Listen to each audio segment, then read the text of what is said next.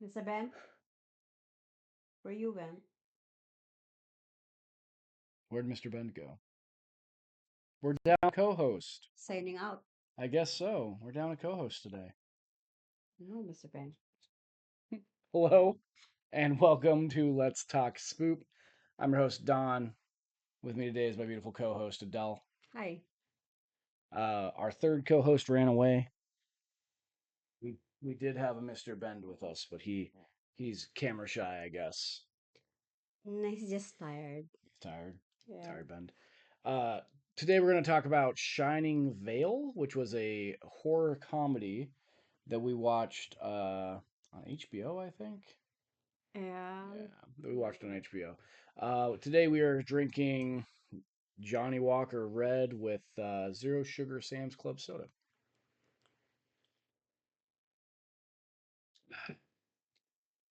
Yeah. Yeah. All right. So Shining Vale. Do you remember anything at all? There's a family. There's a family. I agree. Good start. They are having to looking forward to change their life because they are like having not a good marriage people around, and then they decide to buy the house and like I think far away from the city. So they were from New York Yeah, and they bought a house in Connecticut. yeah. And the husband, played by Greg Kinnear, Terry, he commuted from their house in Connecticut to New York City every day, which is like from when I lived in Connecticut, I lived in Groton. Mhm. It was, you'd have to drive to New London, which was like a 15-minute drive, and then it was an hour minimum train ride Oh wow. from Connecticut, from where I was in Connecticut to New York. So he was commuting like as long as I commute every day, probably Mm. longer. But yeah, you're driving, he's commuting, so at least he get control like in the road. But if you commute, just like go with the flow. Yeah, but then you get a nap. You can nap Yeah, on a that's train. true. Yeah. But yeah, I don't get a nap. If I nap, it would be very bad. well, go There's our third co-host. Okay, yeah. So, family of four, right? Mom, dad, two kids. to kids. The Yeah, daughter has the very unfortunate name of Gainer. Gainer. Yeah. You want your daughter to hate you, name her Gainer. Um, I don't know why. yeah, it's a horrible name, and she does in fact hate her mother. So, Because she's a horrible character too. she's a very bad character. Yeah. So yeah, the four of them move to this house that is essentially haunted or possessed, has a demon, Mhm. something like that. And we kind of just watch Courtney Cox's character just slowly lose her mind while she's trying to write a novel, and she keeps getting possessed by a demon. Mhm. That was the first season, and then it ends with And the well, first season ends with you said it before we started recording. I know you remember it. yeah, the ends with she hit the husband with the axe Yeah, in the face. in the face. She end up going to the mental facility, Mm-hmm. and the husband like paralyzed and like covering. Loses his Yeah, memory. Yeah. loses memory. Yeah, so that's the first season.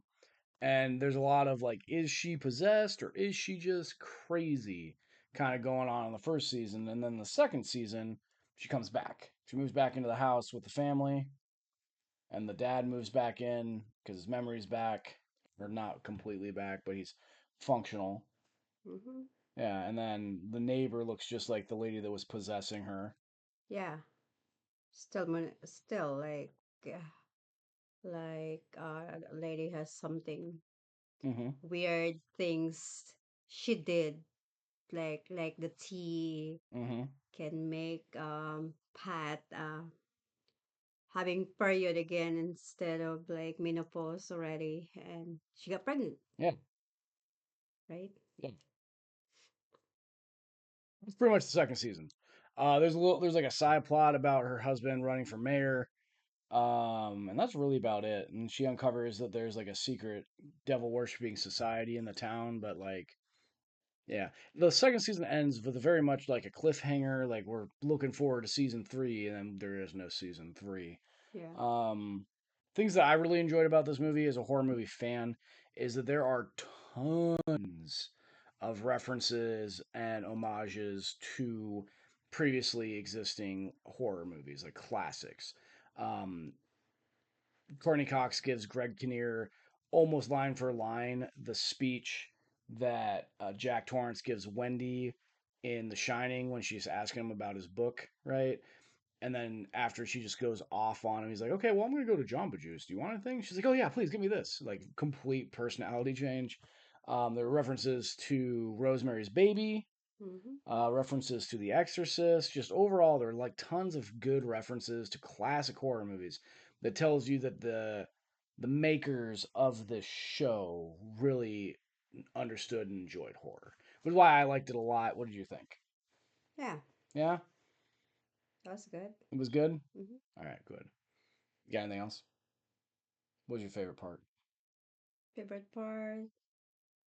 Um, that